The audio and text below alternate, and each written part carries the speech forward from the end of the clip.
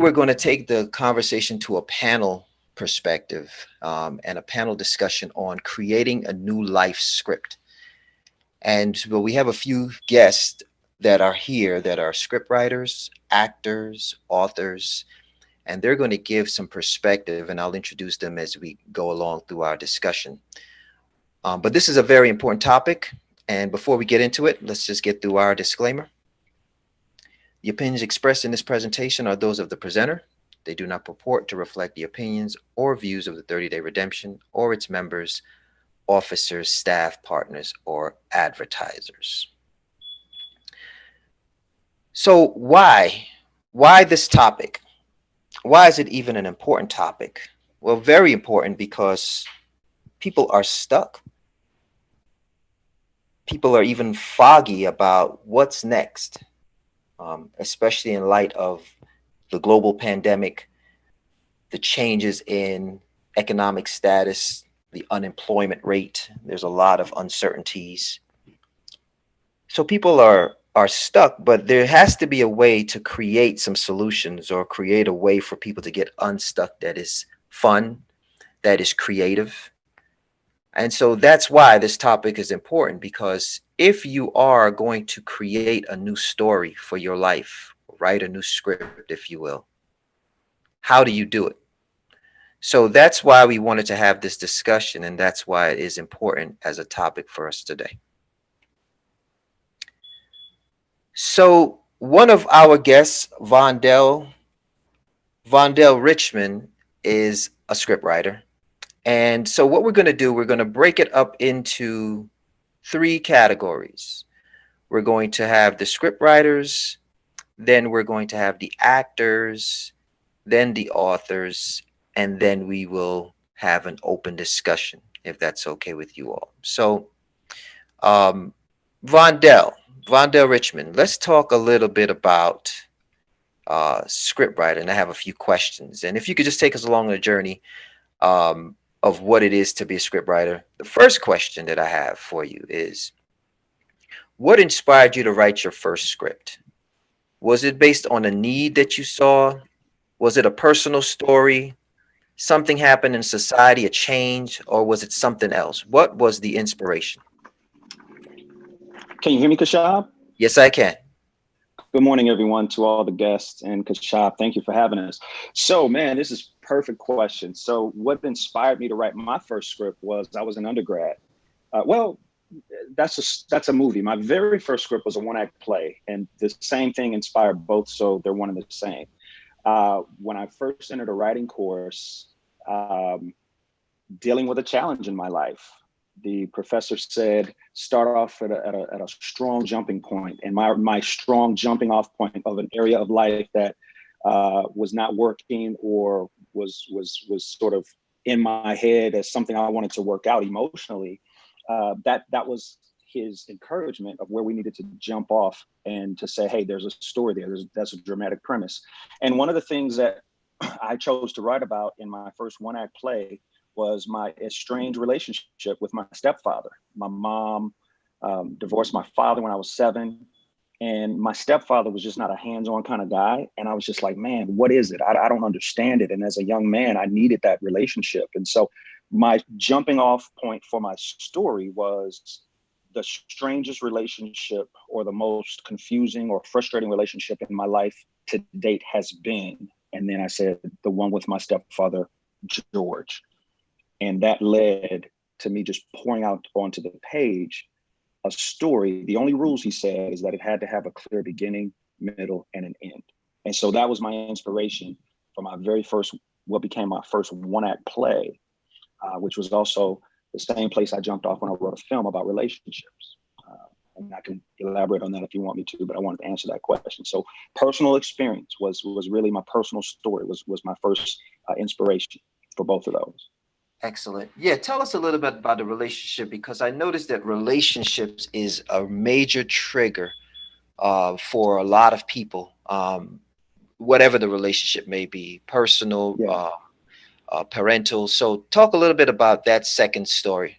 So maybe you could, Okay. yeah. Yeah, to connect. Yeah, this one is probably more up to speed to everyone on this call. So here I was in undergrad. I had transferred from, one university, and I was at A&T State University. And as a Black man walking around, I was single, and I just kept, meeting young ladies, or among my friends, the thought was, all men are dogs. We want to find a great guy. And I thought, man, I'm a great guy, but they're my friends. They don't see me romantically. So it had me in this space of, once again, saying, man, I'm frustrated, because all of my female friends who knew me was like, yeah, you're a great guy, Vondell. You're the type of guy girls want to meet. But then if I didn't know the young lady, she just put me in the same category typically as the all men are dogs, or all men are no good. So it left me wondering, would I ever find true love?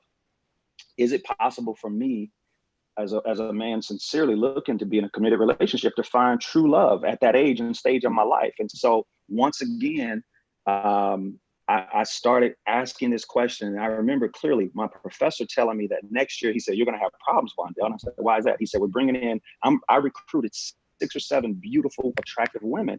And he was joking with me, of course, man to man.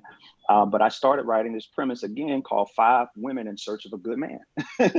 And it had all the complaints that I heard from women, from, there are no good men, all men cheat, all men are homosexual or gay.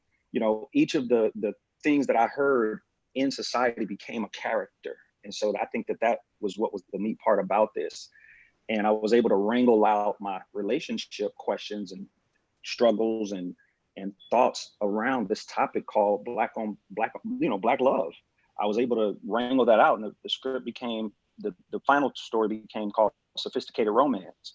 Are good men hard to find, or do women really know what they want? All of that came to fruition, and I wrote a film about that topic, and it went on to win several awards. But again, back to this inspiration of a personal struggle, a personal, like, I can't figure this out. It was really what led me to doing that whole project, Kashab. Excellent, excellent. Second question, what was the process like in creating, taking all of the things considered, whether it was the dating and relationship or the scenario with your stepdad? When you sat down in front of your pen and pad or in front of your computer, what was the beginning of that process like? And the whole process? Absolutely. So I would say, if anybody wanted to duplicate this process, here's my secret recipe. You must have, just like when we were kids, every story we read, we know that a story has a basic premise of a beginning, a middle, and an end. Every story, no matter if it's Three Little Pigs, if it's, Lord of the Rings, The Matrix, every story that we see, the basic premise is beginning, middle, end. So start there. And then my process from there really is the same. I pretty much use that same format that my playwriting professor gave me, that template, which was just start off with a strong emotional something. And here's the chance to be raw. The thing I love about the process is there's no editing. If you find yourself afraid or in a state of writer's block, you're editing in your head. But if you look at the page and say, this page is mine until I share it publicly, just dump out on the page. This is what life is really like in this particular area. And just make sure the only rule is that you have a beginning, middle, and end. From there, the process is development. There's 3 phases of it. So if we say beginning, middle, end, if you go into the production arena, it's pre-production, production, and post-production. So in the very beginning, in the pre-production, you're getting your story onto the page. You're getting down the events of it, the circumstances, the age of a particular character, where they live, what life is like for them. And then you start to share, without knowing it, the problems that they're coming up against. So the process is just kind of getting everything out into your journal, into whatever medium you're using, whether it be writing. I like long form instead of typing, because I can just flow. Or if you're talking out loud to a tape recorder, that's another way you can do it, and then transcribe that process later. But it's all that beginning, middle, end, and then you can shape that into something meaningful in a different phase of development. And you'd actually answer one of the questions I was going to ask, kind of building on this, is can someone record and just kind of get their thoughts out? For example, even in Google Docs, Oh yeah. you have, or you can just talk and it'll just type, and just dump it all out and maybe go back and then see what you would like to do, with the information once you get it out. Absolutely. That's a perfect way, Kashab, especially in this day and age, there's so many digital tools. Writers from yesteryear, they didn't have as many tools that we have. We've got our iPads, our notebooks, our phones. Like you said, Google Chrome. If you have none of that, Google Chrome, most people don't know. You can plug your headphones up or just use your computer mic. Go and Google, open a Google Doc, and somewhere under one of the features, file or what have you, hit a button, and it'll literally type as you talk. Hmm. Absolutely. Okay. Third question, what variables do you have to factor into the script that you didn't expect? For example, um, you mentioned pre-production, um, and what was this middle stage again? Pre-production, Pre-production, production, and post-production. pre-production, production. So say during the production process, something came up. How did you factor in or adjust the script around that unexpected circumstance for your work? Did you ever have to do that? Man, did I ever. Yes. So we started out, the film is set in DC, the movie that is. And we didn't get everything we needed before the production team left from DC to go back to New Jersey, which was where I was living at the time. And it was like, man, a major nightclub that we used. It was called the Cajun Lady. We didn't get it in DC. So I remember when we got back to Jersey, I had to go out one day on foot and find this location, which was in proximity to wherever we were shooting that day, as to not, mess up the money and the budget. And I remember walking around, and I knew of a nightclub called Delta's Soul Food, which was in New Brunswick, New Jersey, downtown. It's a great place if you're ever there. If they're still open, if they made it past this, it's a great restaurant.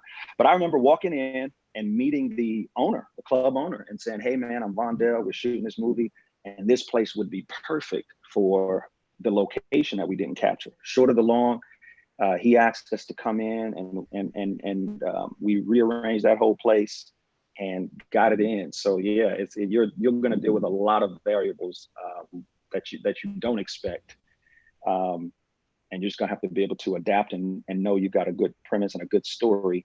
And if I dial it back to shop real quick, what that might look like for someone who maybe not be shooting a movie, if I understand the premise of the program. It just may be, for example, people always ask me, "Hey, Vondell, what happens if I have somebody in my real life that I want to use?" Or, like, let's say, Kashab, me and you had a beef, a long-standing beef, whether we're cousins, brothers, or whatever. But our storyline is germane to the story I'm telling. You can change the name. You can switch it up a little bit. No one knows what's fiction and what's fact unless you give it away. So sometimes you may want to get permission from a loved one. You may want to share with them, "Hey, I'm telling my story, which includes you. If you have a cordial relationship, you may ask them what their thoughts are, and they may respond positively, they may respond negatively, but no, you ultimately have the final say as to, within respect to your story, because nobody can take your experience and your story from you." Excellent. Next question. What would you say to someone trying to rewrite the script, I'm sorry, of their life with a plot twist? So say someone is at that point. Now we're taking it out from creative and we're now bringing it into real life. And someone says, "I'm at a point in my life where I need to do something different." I think we've all said that. What would you say to them when they're trying to write their script using some of the techniques or using some of the process that you've gone through? What would you say to them now at that point to begin to write, actually literally write and to perform their life? What would you say to them for a plot twist? Yeah. So a plot twist. This is where you being a well-read individual comes into play. So, for example, I'll actually use this real life. Most people don't know that Tyler Perry's last film, and I'm using him because it makes such a clear point. It makes this answer to this question clearly. So he had two different storylines going on in that story called A Fall from Grace. There was a real life lady who actually, that was a real case. There was a woman who, her and her son were scamming people, and I forget her real name, but he took whatever premise he wanted to make about this abuse, and he coupled it with whatever he was writing, and those two worlds colliding really made for an impactful twist at the end of his film. And so, same thing, I can relate in that I was trying to figure out the ending of my movie, and I just said, man, I don't want it to be a typical movie, and I won't give it away. But walking down the street, I clearly remember when it came to me, I ran home, jotted it down. And so my advice would be to not force it, to be with your story, continue to ask the question, what if, you know, what if aliens invaded my story? What if this a great one, sliding doors. You know, all of us have had that moment in life where we said, man, I wish I could go back to this moment and made a different decision. What if I would have went down path B versus path A? That became the dramatic plot twist in the movie with Gwyneth Paltrow, Sliding Doors. And it looked at a pivotal moment where a woman missed her subway train, and how life played out when she got on the train versus how life played out when she didn't get on the train. So little nuances like that come from our creativity. And I can't really teach on that, to be honest. It comes from a combination of reading, you know, being inspired by music, talking to people. And I would just say, be open to when the universe sends you that. That's a real gift. But I don't know if I would say there's a real gimmick or trick or technique for forcing that. It just sort of organically, if you will, happens, Kashab. Very good. Thank you, Vondell. We'll come back, yes, sir. And bring you in a little bit. Let me get some of the actor questions done. I have my friend, Jose Zelaya, and he is an actor. Jose, are you there? May have to unmute your mic. Yes, I'm here. What's going on? Hey, what's going on? All right, welcome. All right. So I have some questions, but before I go into the first question, which is what is acting, what movies have you been in? What have you done? I mean, give us top 3 or something. Pirates of the Caribbean, the first one. Okay. Constantine, which was a big major one, and then I did a lot of TV shows, mostly any TV show that had to do with crime or gangster stuff, or just because I was put into a character actor. I did SpongeBob SquarePants the movie, and those 3 movies right there really they took me to another level as far as like commercials, print, you know, TV shows. But it wasn't just because of my character look, but also because of the way I conducted myself when I was in front of, you know, the directors and the assistant directors and the writers. So one of the things that I did when I first started acting, and which helped me tremendously, is on Pirates of the Caribbean, I actually found my mentor. His name is Trevor Etienne. You guys can look him up. His name is Trevor Etienne. In England, they call him the Black James Bond. And so he really showed me and guided me. At the time, I was like 19, 20 years old. And so he guided me along how to conduct myself when I'm in a, you know, movie production and TV show. And just the little tips that he gave me, I always ended up, you know, getting another role. And I got to a point where I didn't even have to even do auditions anymore. It was to the point where directors were calling me. And a lot of it had to do, it wasn't because I was a better actor or anything like that. It was just because of the way I conducted myself, you know, when I was in production. You want to give us, I mean, and since you went into that, before we go into the question, break that down. Just give us a 2-minute. What do you mean by conducting yourself? How did you conduct yourself? Okay, thank you. Great question. So one of the things that my mentor advised me is, he said, always be around the camera village. So what the camera village is where the directors and the assistant director and the writers are. They have these 3-4 little cameras that are in front of them, and they're actually watching it, you know, the movie being filmed, you know, whether they need to make, you know, changes to the script or, you know, or change the actor out, you know, whatever the case may be. So I always was around that area. So my mentor was like, make sure that you're always seen, because there were so many people. Because, you know, I did start background, but by the time that I got Pirates of the Caribbean, I would say the 3rd week into filming, I now was moved into a principal actor. So even my wages went up. So I started making like $150 a day and then it went up to making 1,000 a day, just because of that little, little thing that I did, was just being around the director, being around the director assistant, being around the writers.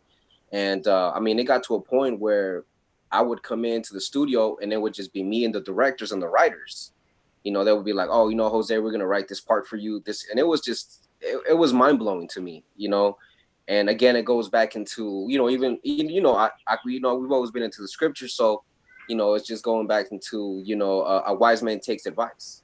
So that was one of the best advice I ever did, and that's why it was very difficult for me to walk away from Hollywood in 2007, which, like I said, because of the love that I was getting. I mean, I got to a point where Johnny Depp, she has a TV show right now. Her name is V. Johnny Depp's makeup artist was my makeup artist. So everything I did, she was there. So that's how I got, pretty big in the industry as just a character actor. Where it slowed me down a little bit is just that I did not want it just to be the character actor. I wanted to be the principal actor as well too, because we have friends that only have one eye. We have friends that are crippled. We have friends that only have one leg. But Hollywood didn't see it that way.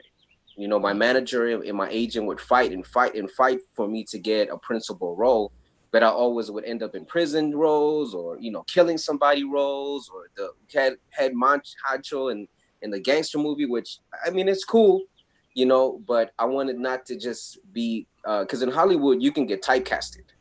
And that's what was happening to me, but one of the main reasons I left Hollywood has nothing to do with, not me getting work.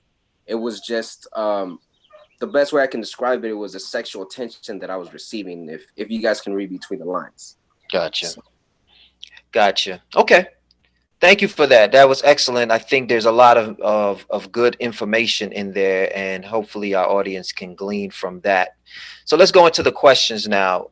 What is acting? And I know there's a standard definition. I'd like to hear what it is, and then if you want to elaborate on it.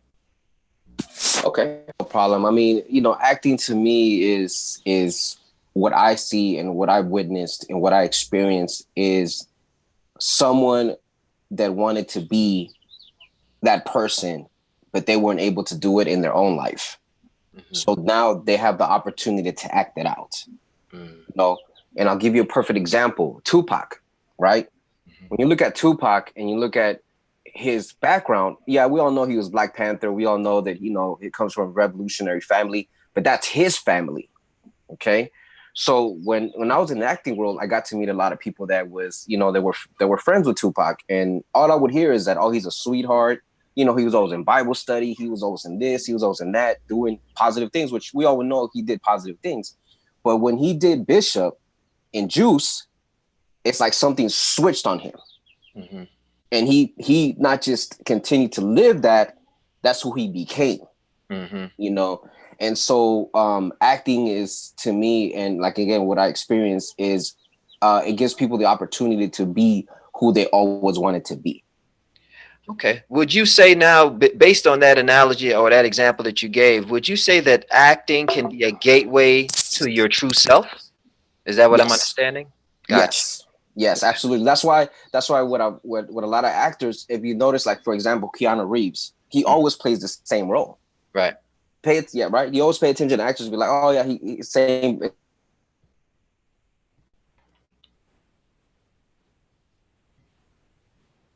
It's like, give me 1 minute. Okay, no problem. I tell people when I'm in a meeting.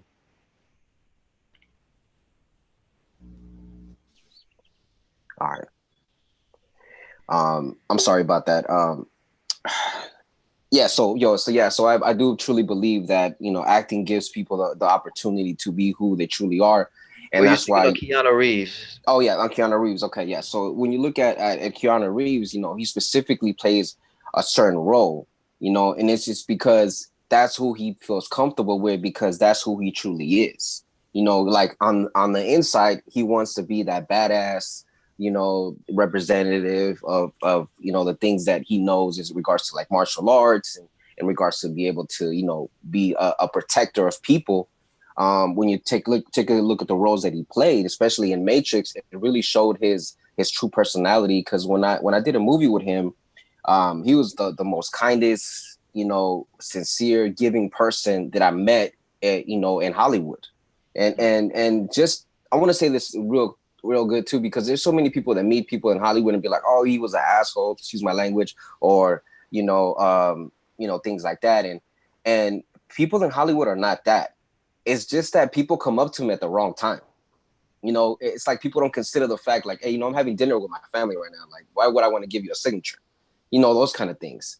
And so people have a misunderstanding of actors, but actors are just artists. They're artists that are introvert. The majority of them are introvert. So when you do see them out, you think they're these extrovert type people. They're not. They're just people that have courage enough. They build up enough courage to get in front of the camera. So so that's where I view acting. It's just, it allows people to really give them the opportunity who they truly want to be. Gotcha. Okay, let's move on to the next question. What made you audition for specific roles? You were given an opportunity for agents to pick you for specific roles. What made you choose one role over the next? Oh, that's a very good question. The reason my roles were based on who was going to be in the movie. Okay. What actor, the main principal actor. If I was okay with doing the scene, because I did say no to a lot of roles. Like for example, there was a role that they wanted me to rape a girl, and I was like, nah, I'm not going to do that.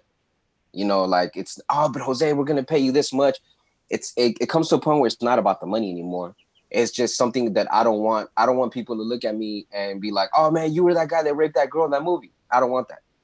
I didn't want that. I'll go ahead. And I'm glad you brought that up. And also, let me just say, I'm going to also bring in another actor, Will Lowe, just so he can get some of these questions as well. And you guys could mix it up a little bit. But I was going to ask that question, is there a spirit attached to taking on certain roles where you're like, just like you mentioned, no, I don't really want that spirit. I don't want that association. Because as we covered in one previous, I think in Mind, that the brain does not know the difference between acting or reality. So is that part of also the reason, like, what, I just don't want that spirit attached to me, or what, that may attach to me and carry me through other movies. I think we've seen that happen with a few actors, as you mentioned with Tupac. So do you see that as another reason for you not selecting certain roles, just not wanting that spirit attached to you? Yes, very much so. And what a lot of people don't know is, like, when you look at the word Hollywood, the significance of it means Hollis wood, which the Hollis wood is the main wood that witches use when they use witchcraft.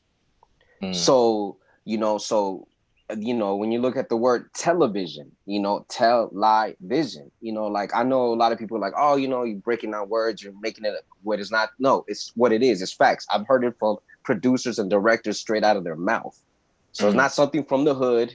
It's not something that some Muslim gave me or some person that, righteous. No, it's actually something that came out of their mouth. Gotcha. So they truly believe in sex magic and in black magic, because I've seen it with my own eyes. To sex, to them, it's not like a sexual desire. It's a mental desire. Okay. So it's a power desire. Okay. You know how when Alexander the Great, he would train his soldiers and he would bring them out 2 by 2, but there would be lovers, there would be fighters, there would be everything. That's the way that Hollywood looks at spirits. Okay. So that's why I would say no to certain roles. Another role, that I said no to was me kissing another man. And it was just like, oh, are you homophobic? Are you this? It's like, no, I don't want that. It's not even about being homophobic or hating on anything. It's just that that's not something that I want in my resume, nor do I want people to see me that way.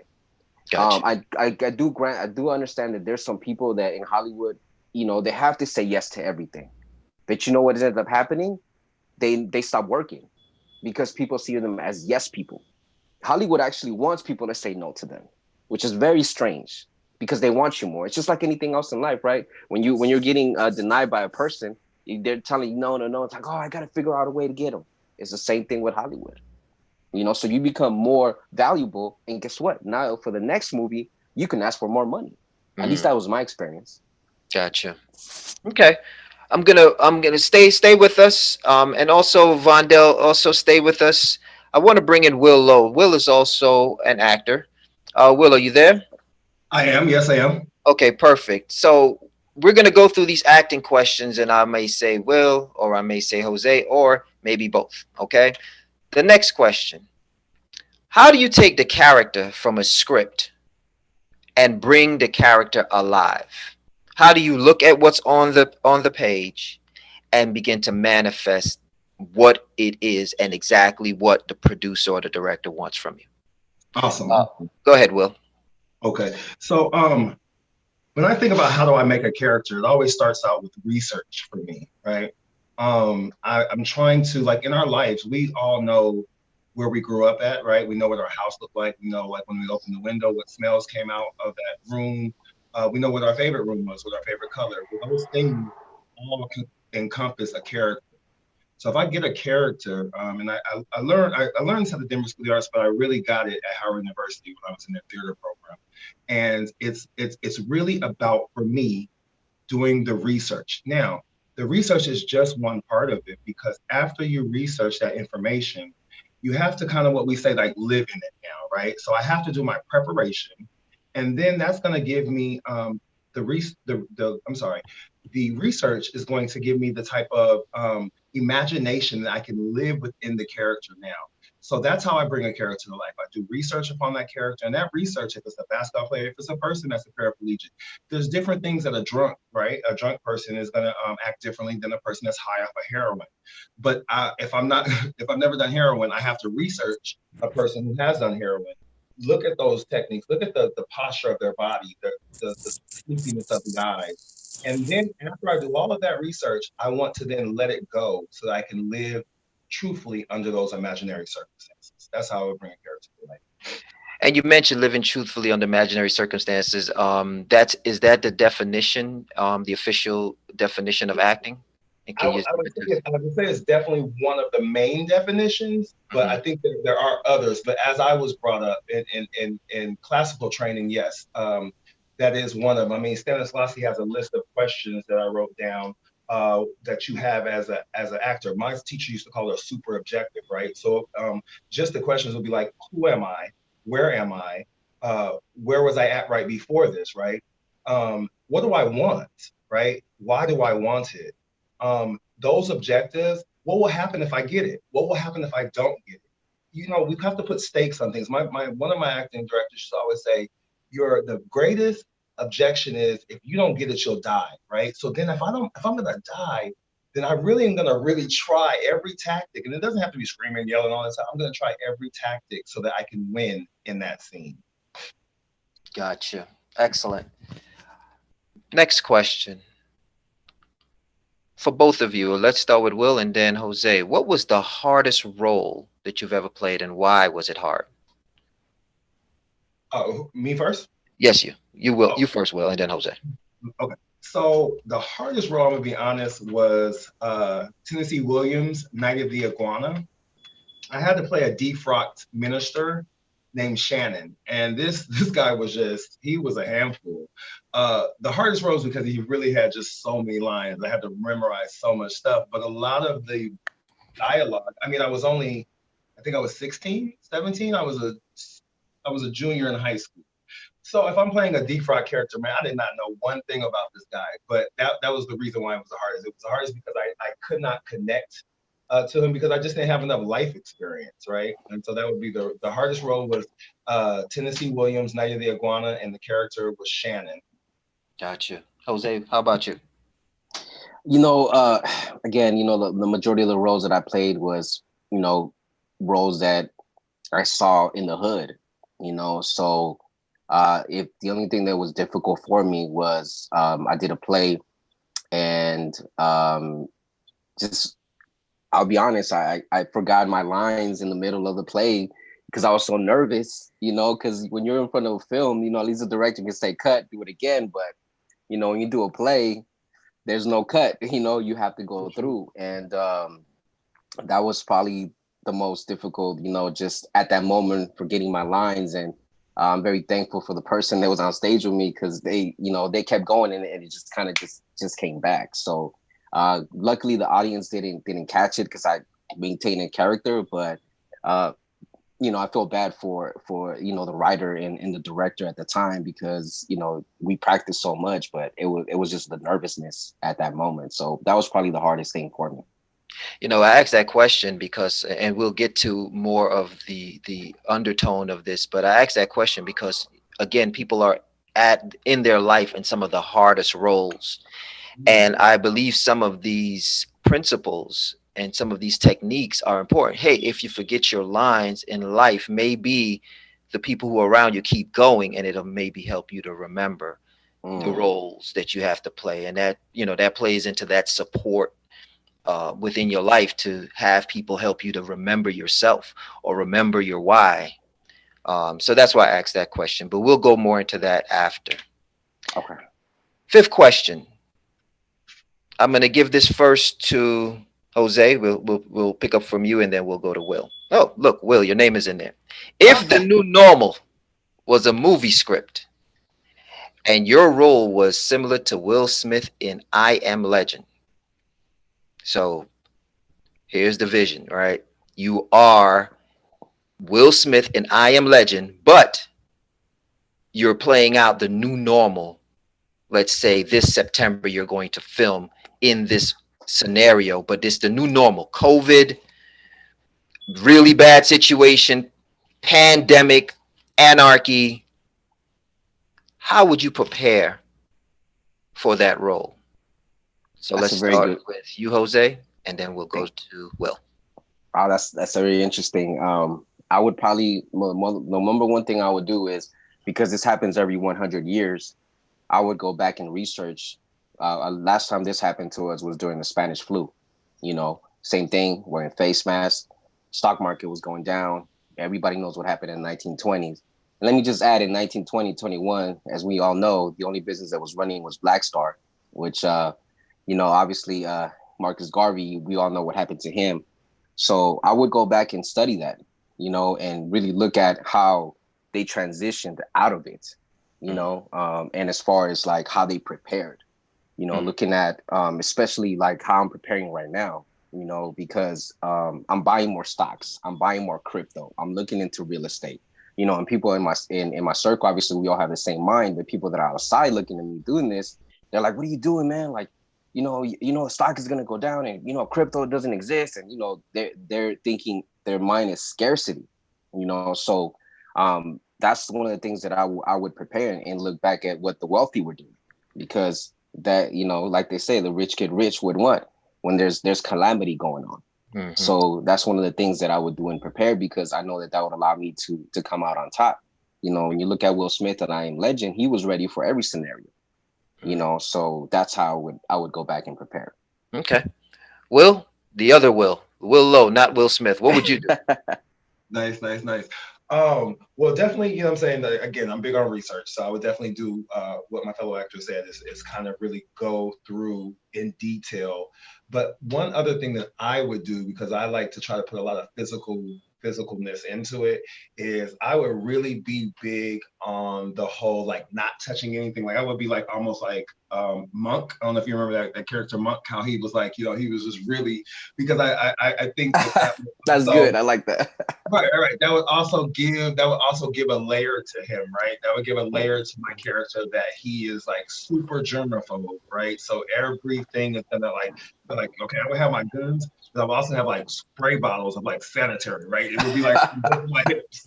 Like you know what I'm saying? You know, both of my hips, I would have like grenade packs of like Pharrell, and things of that nature to try Sanitizer. to right, right, That's right. funny. To try to also just kind of have to bring it into that. And then I also really how I would really prepare was also thinking about if I had to save my neighborhood, right? Like what routes would I take? Like how would I walk? Like, you know, what would I carry with me that I could help a young child out of a well if I had to? Those type of things I think is what I would do to prepare for that particular role. Excellent. Okay. Well, thank you, gentlemen. I'm gonna see if we have any of our authors. If not, then we will skip forward. Are any authors present with us? If not, then we will skip forward. Hold on for 1 second. Let me just make sure we cover it all. Okay. All right. Well, some of the questions I have for the authors, just so you guys can see, I wanted them to talk about when it comes to the characters in their book. Does life imitate art or art imitate life? I don't know if anyone wants to touch that. I know it's an author question, but I also know that Vondell does some script writing. Maybe you can touch on that since there's a similarity. Um, Yeah, Someone told me that they actually, and I'll just touch on their part. They said they actually, by writing some of their stories, actually manifested one of their characters. Does anything like that sounds familiar to you, Vondell, in your experience? absolutely. Absolutely. This is what I was sort of touching on earlier, and I'm glad you brought this up, is that let's say you're writing about a scenario and let me see, let me think of someone from, so for example, Eddie. So for example, when I sat down to do Sophisticated, I sat down with my professor in college and we were just kind of chopping it up at a Waffle House one night. And we literally wrote them napkins. Okay, there's a funny character in this story. And at the time, Eddie Griffin was hot. So we just put down Eddie Griffin, like the guy we knew had to have personality on the level of Eddie Griffin. And when it came down to it, it really became a combination. The character of actually, I think his name is Eddie in the movie. So that's a literal art imitating life, and it became a combination of like all my boys from college who were kind of had that kind of lighthearted spirit. It was really a combination of traits from me, traits from them, traits from some of the comedic greats that I respected at the time.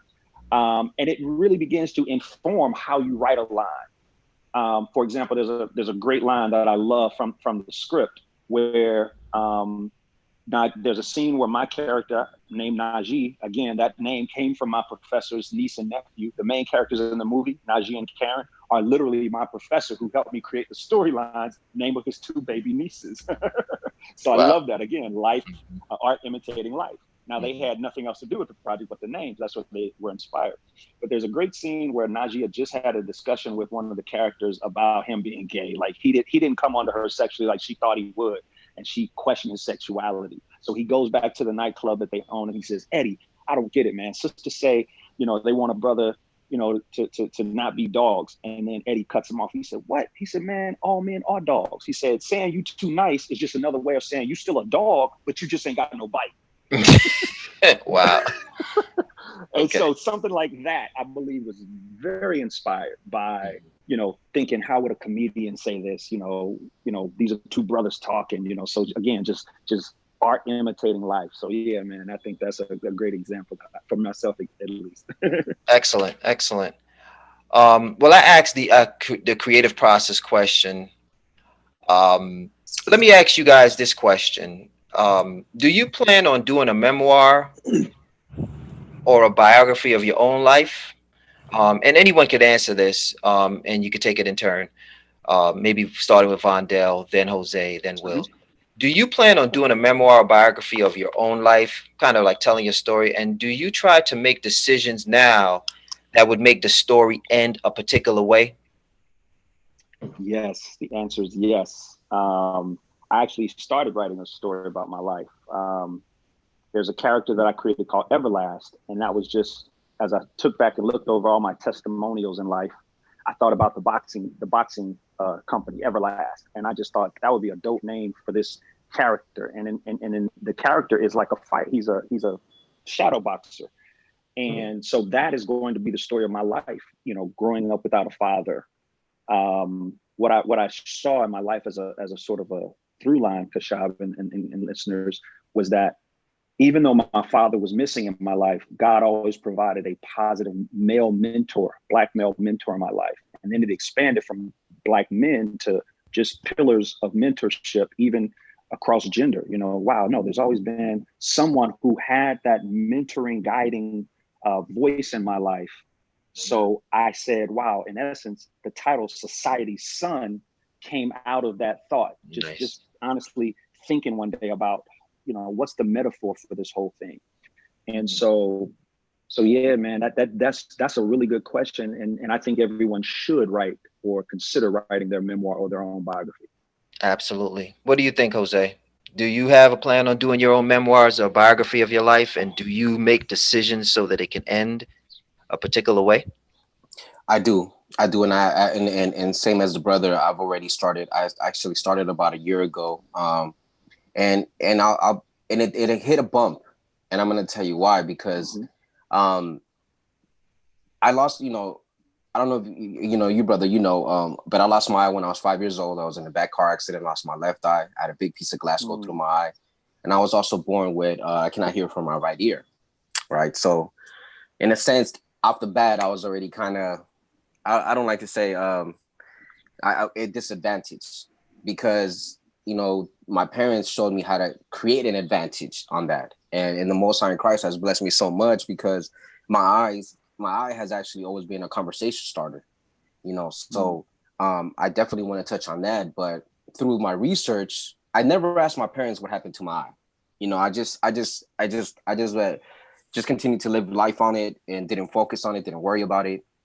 But when I was doing my research, a couple of years ago, I started asking my aunt, I started asking my grandmother. I didn't ask my mom because I know how emotional my parents get, even when people ask them. So I witnessed that growing up. So that's why I never went to them first. But when I went to my grandmother, I never cried so hard in my life, because my grandmother told me the truth of what happened in my accident. So everybody else was sugarcoating it for me, which was not helping, right? Because it's lying to me. So I was 37 when I finally found out the truth, what happened with my eye. And it just, even just talking about it right now, it's like, wow. And my parents don't know that I know the truth. And I don't want to bring it to them because it was their fault, And so, and I don't want to bring it to them because I can only imagine the guilt that they feel, And so, and I also know now why they were treating me the way they were treating me, in a sense, right? Obviously, they were always good parents, but now as I discovered that, now it made more sense why they're treating me like this, as opposed to how they were treating my siblings. Was it an overcompensation? Is that what you mean? Okay. Yes, absolutely. Overcompensation on everything, which wasn't really helping me, because, my father and my mother, praise the Most High in Christ, they've always been financially well off. So in a sense, I've always used them as a crutch. If anything happened, it's like, oh, don't worry, I'll just go ask my dad. Oh, no big deal, I'll just go ask my mom. I'm blessed to be able to have that, but it was really a crutch until I finally decided, like, I'm not going to use that crutch. If I get into a problem, I'm going to get out. And that's what really, I'm glad that I went to go talk to my brother, because it brought me to another level of maturity, in a sense, because it made me realize, like, I'm still acting like a little boy. I'm not a man yet. So, so it's at times I'm like, man, I wish I would have asked earlier, but you know how the Most High is, man, his timing is perfect. So it wasn't meant for me to know that information. And I now I am a better man for knowing that. And my grandmother, rest in peace, I'm glad that I asked her before, she did leave this earth. Right. So it definitely made me stronger. It allowed me to really forgive my parents.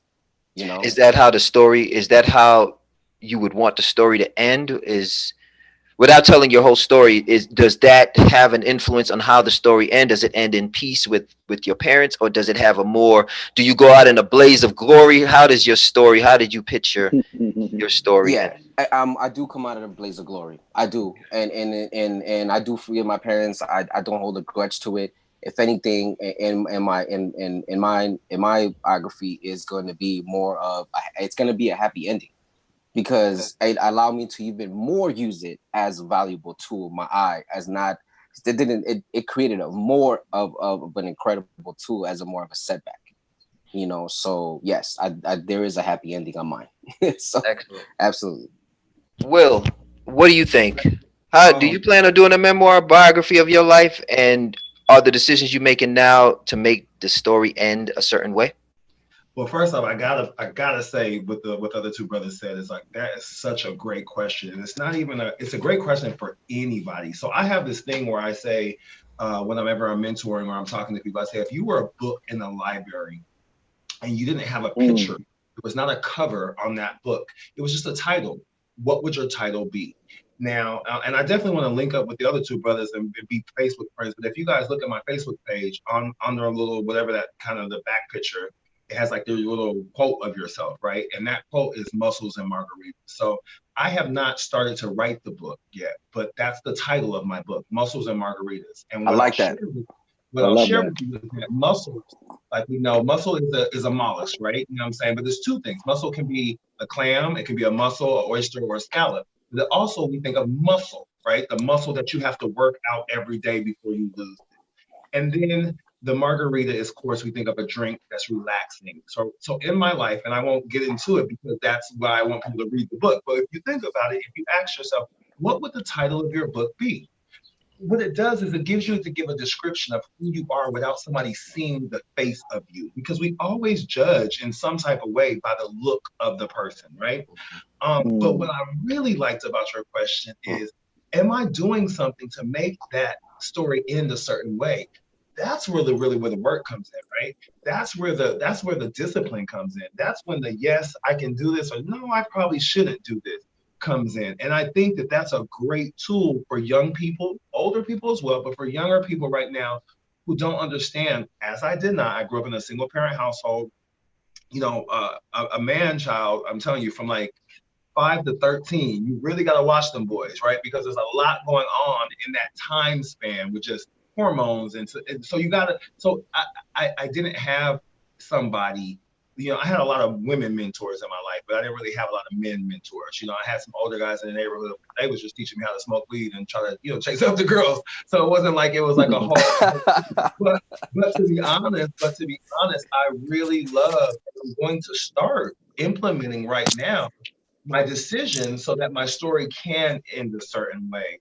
My story definitely is going to have a happy ending, but I want my story to liberate other young men that went through or are going through the things that I'm going through so that they can see that they are too important and that they also matter. You know, a lot of times I just feel like sometimes we just don't feel like we matter. And if we can have people that instill that and we can really feel that about ourselves, not only will we make correct decisions out in life, we'll use the people around us and inspire them to matter and care too. So yes, to answer your question, yes, I'm writing a memoir, and yes, I'm going to start even better now to make certain decisions in my life so that my story can't end certain. Excellent. And I think of the Kashab, quote. Yes, sir. oh, go ahead. Go ahead. I have a thought as well. Whenever you finish your thought, Yes. It's dealing with the spirit. Okay, and I just wanted to say that what he just said, what Will just said, brings to mind where it says, "It's not how you start; it's how you finish." Yes. Mm-hmm. So that comes to Mm-hmm. mind. But yes, That's Vonda, right.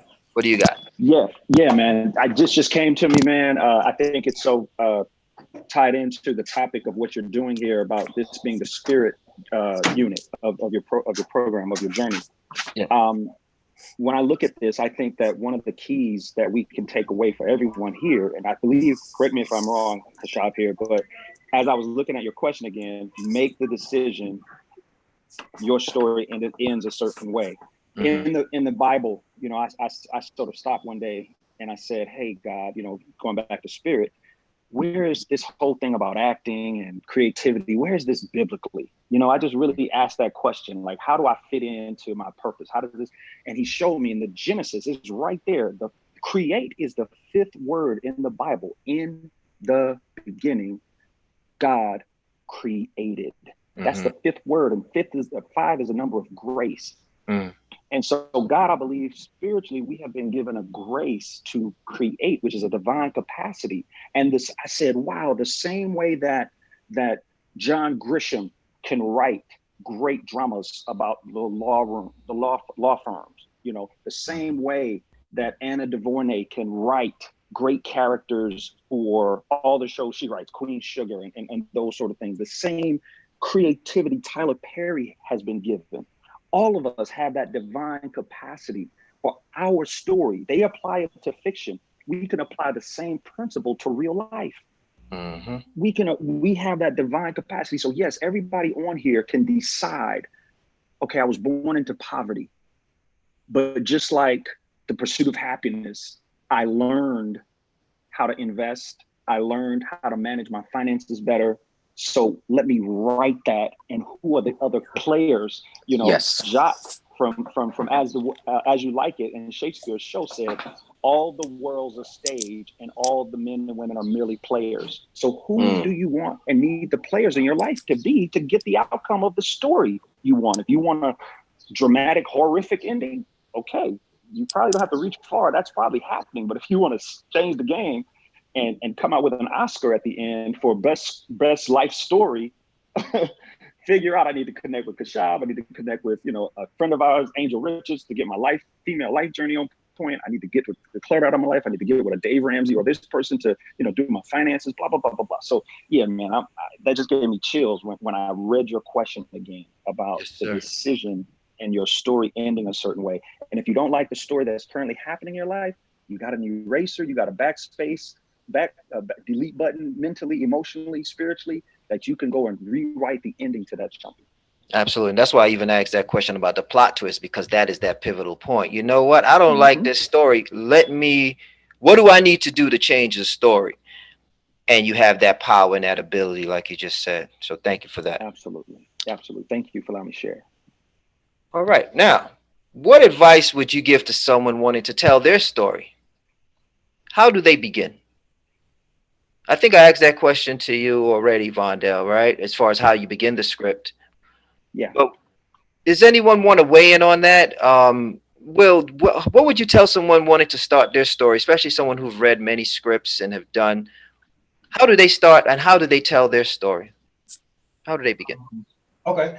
Well, I would say, again, it goes back to like that research, right? If somebody wants to tell a story, what I would ask them to do is sit with one of their best boom coons, right? One of their good cronies, right? And just put on a tape player, right? Or a record on your phone. And just start telling some of y'all old school stories, right? I have so many stories from the Mecca, from Howard University, right? That we could just, I can sit up and we could go back and forth and just laugh and kiki. And this is like, it's bright as day. So to tell their story, I would say sit down with somebody that's close to you, or if you don't feel comfortable doing that, press play on your recorder and just start talking out loud about old, and it could be funny things. I always say, now this is the thing, I'm a big emotional guy, right? So I always like to say, I laugh to keep from crying. Because if I get too deep, I get too deep. So I always tell people, start off with something funny, start off with something light, and then work your way back through the story. Work your way back to the thoughts and the memory.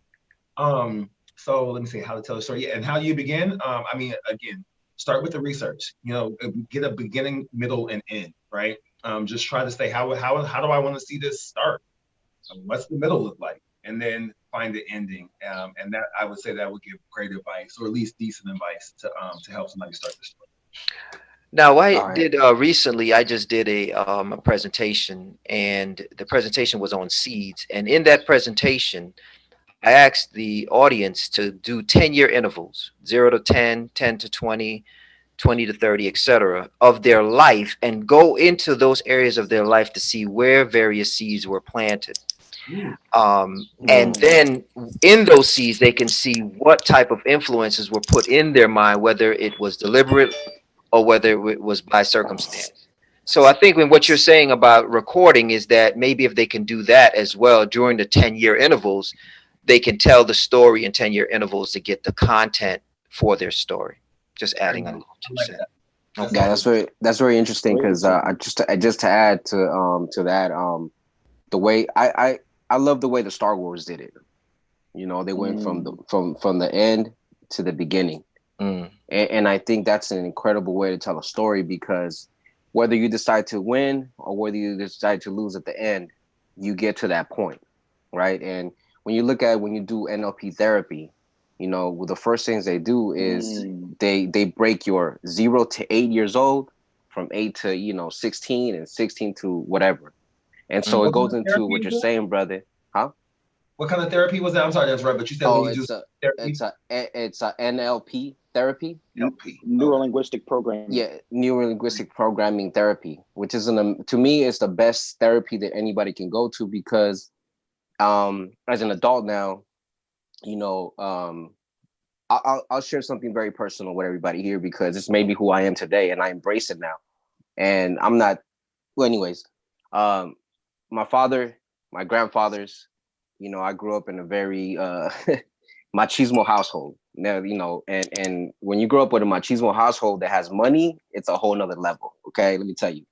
So, so I always witnessed my father cheating. I always witnessed my grandfather's cheating, and I was always around them.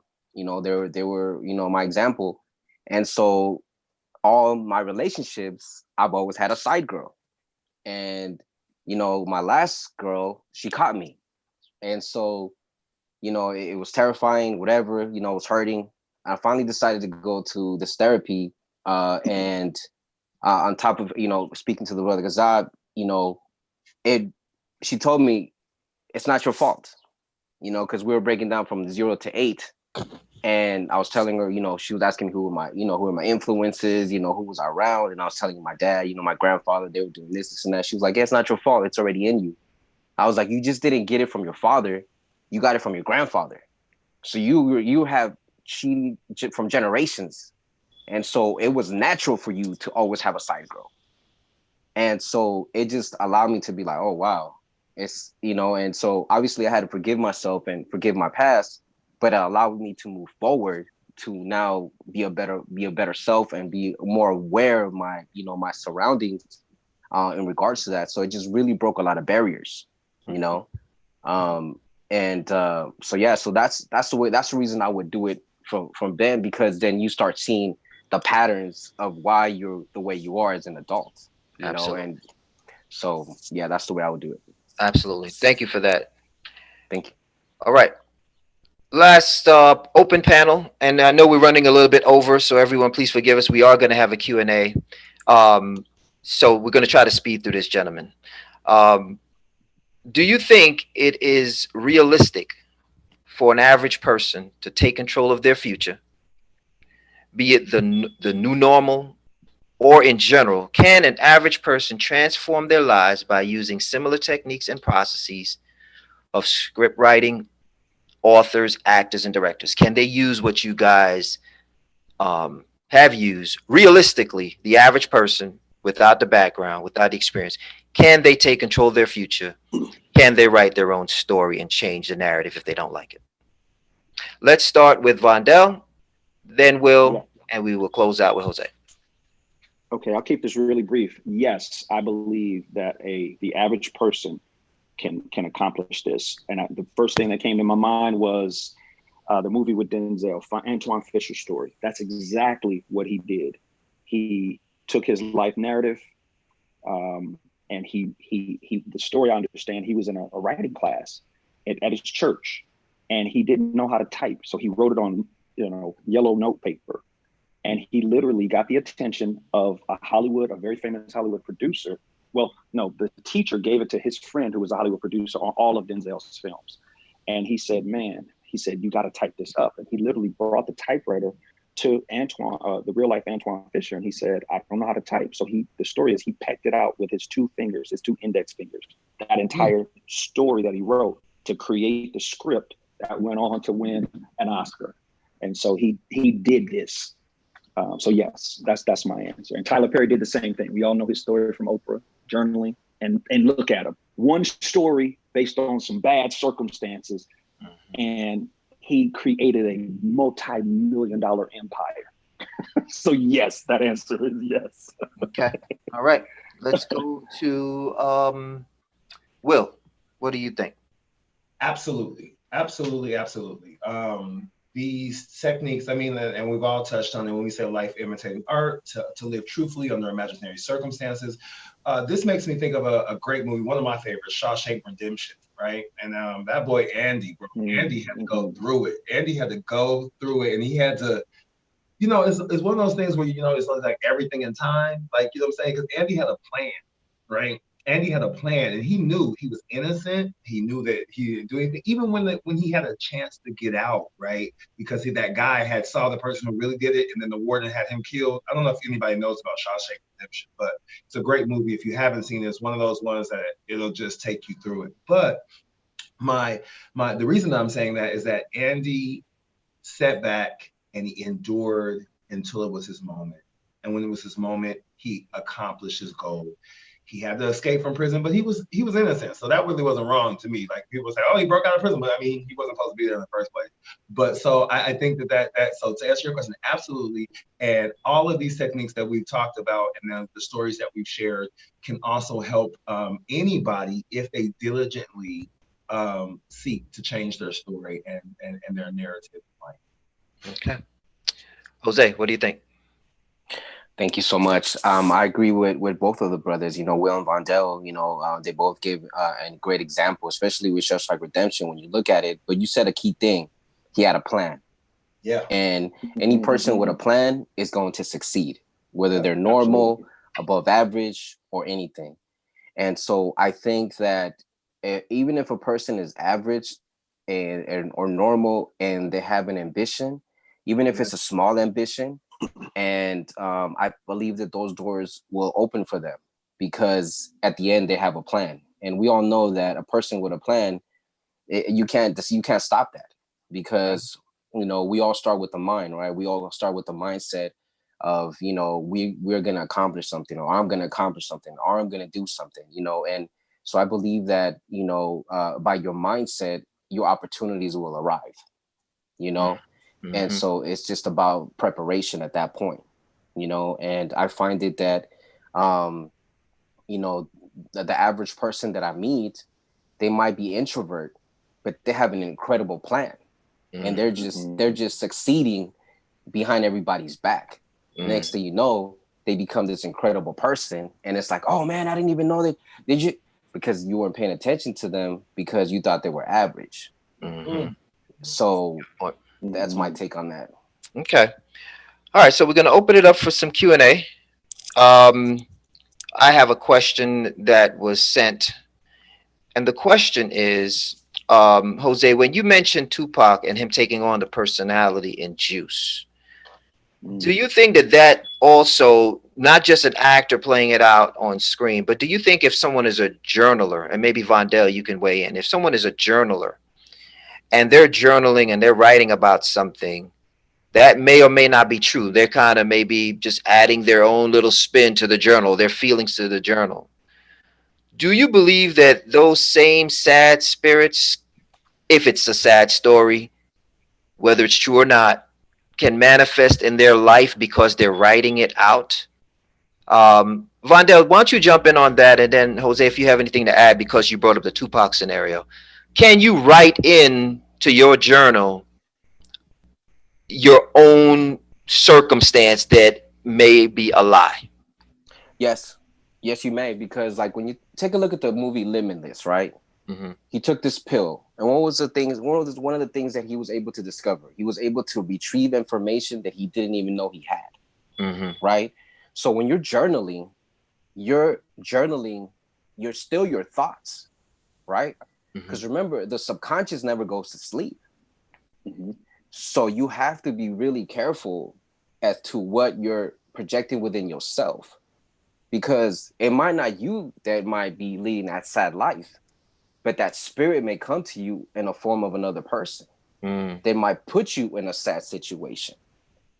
So you have to be really careful with that, because journaling brings words to life.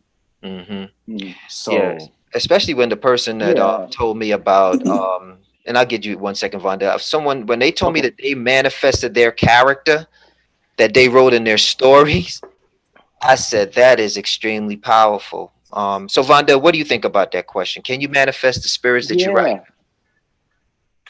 Yeah, I believe, like the brother said, NLP looks at, the unconscious. And I think that, so we've all heard characters say, I had to, after rehearsal, after a long day of shooting, I had to go detox. So they had to go do something. The main one that comes to mind is Heath Ledger from The Joker.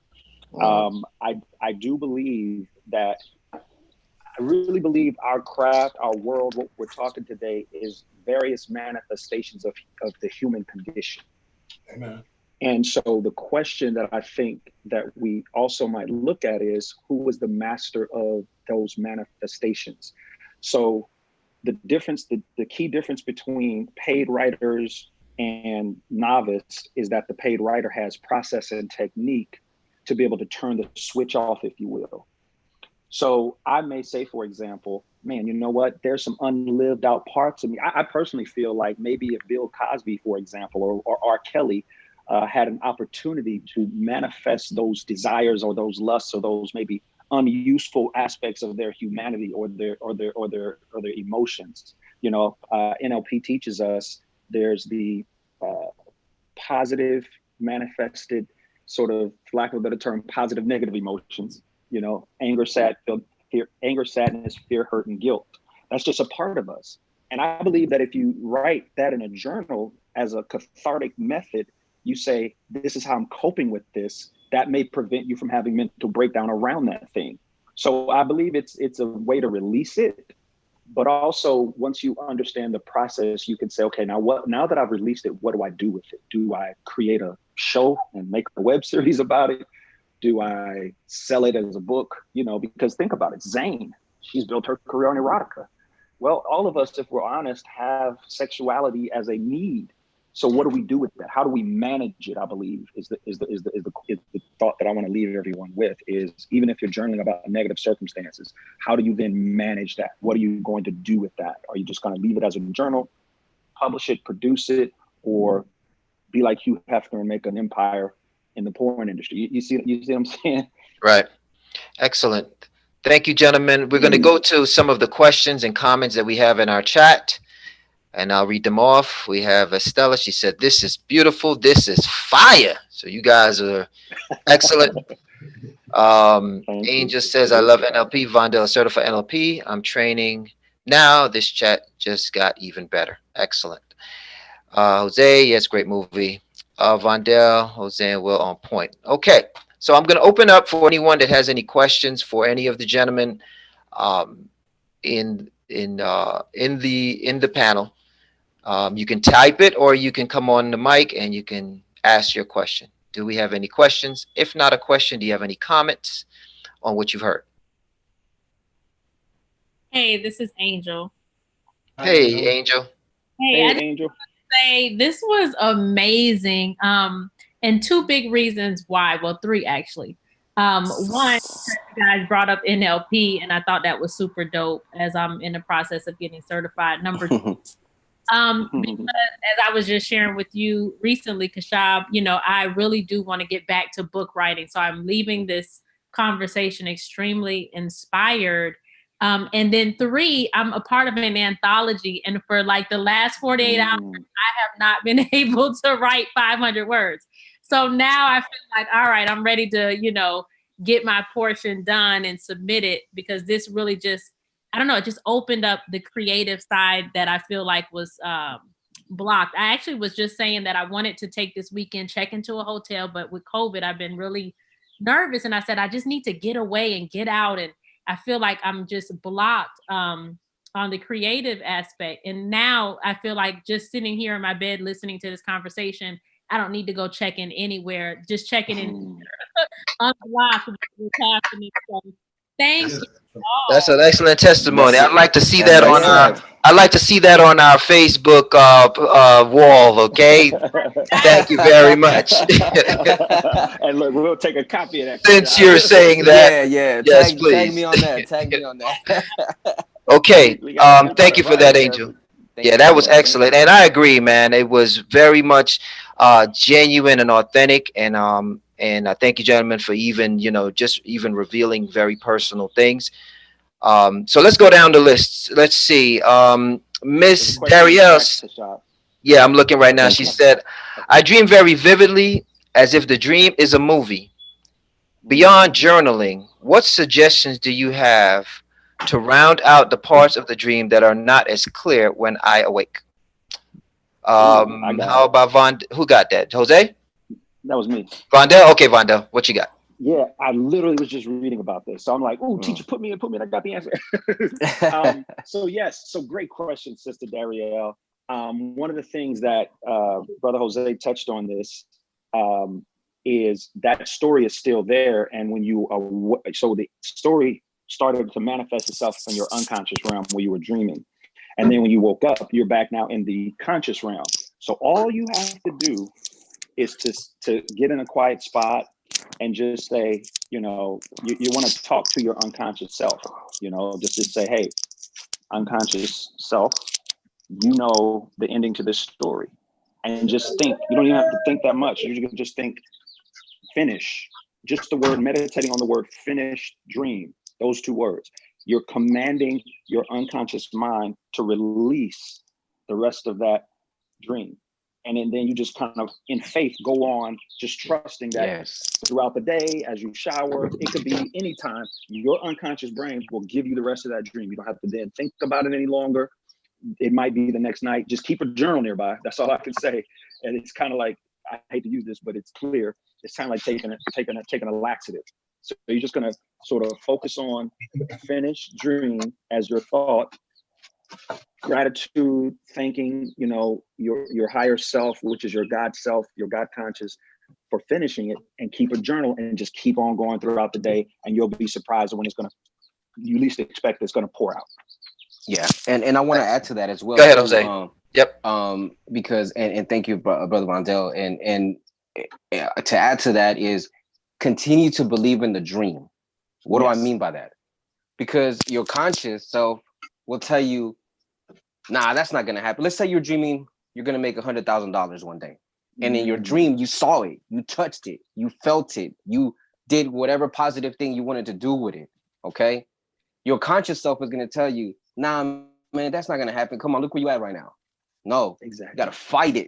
You got to fight it through and close your eyes and imagine it again. So what I do personally, that NLP helped me, I just yell it out loud. I walk it up and down my office and I yell it like, no, I saw it in my dream. This is what's going to happen. So you're telling yourself, remember, your brain does not know whether it's real or if it's a dream.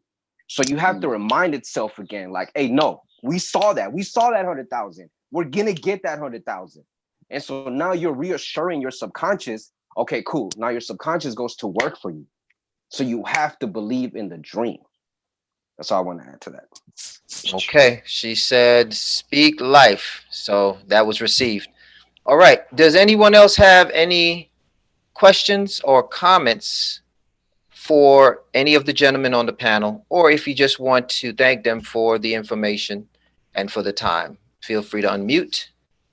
Jose, would you mind just muting your mic for us? Absolutely. And if anyone else would like to say anything to the gentleman, this is the time, and we'll be wrapping up shortly. All right.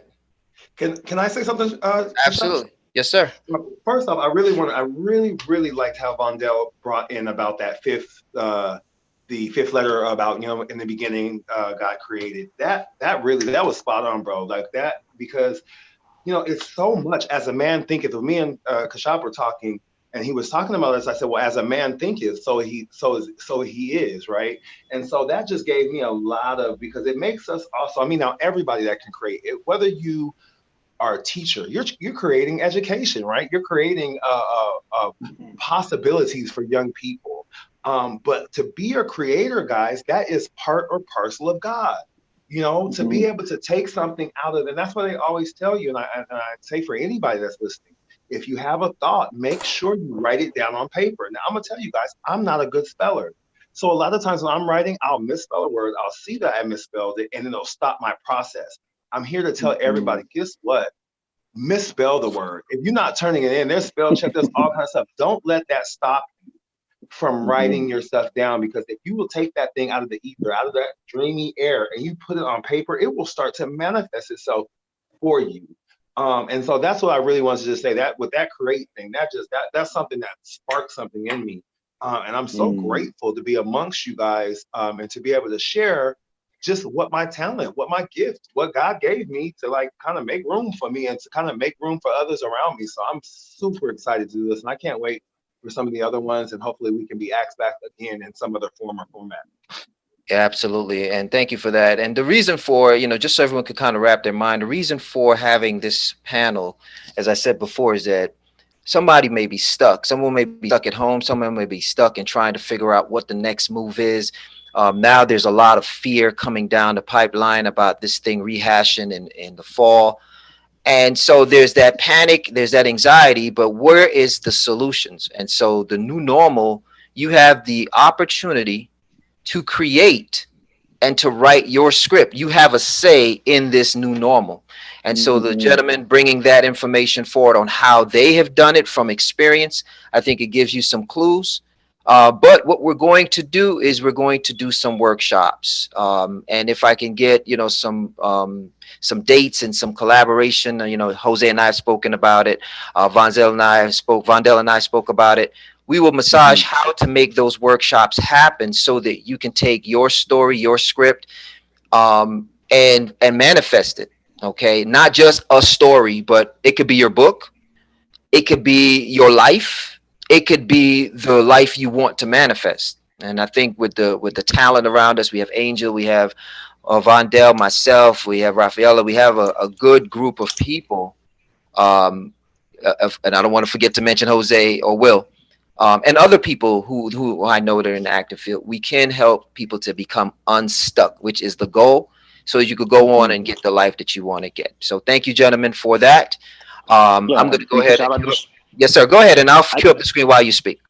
Thank you. Okay, thank you. Yeah, no, I just wanted to say, to the other panelists, my fellow panelists, Jose and Will, man, awesome. To all the guests watching, thank you, man. And I appreciate this opportunity, Kashab, to be on and give back in this way, man. So thank you. Yes, sir. And we'll be in touch, and we have our call that we'll have and talk about that. So for everyone else, thank you for jumping on. Our program, the 30-Day Redemption, this is our second month. You can see that there's a great amount of value. Please tell other people about 30-Day Redemption, 30dayredemption.com. They sign up, they'll get an email, and they will continue to get emails about upcoming events, workshops, etc. So please share the movement. Also follow us on the Facebook fan page, where you can see right now we're at 55 videos. So if you thought this was powerful, well, we have 55 other powerful videos as well, so that you can glean and do things to get your life in order. So thank you very much. Thank you again, gentlemen. We'll be in touch. Thank you. Great day. All right.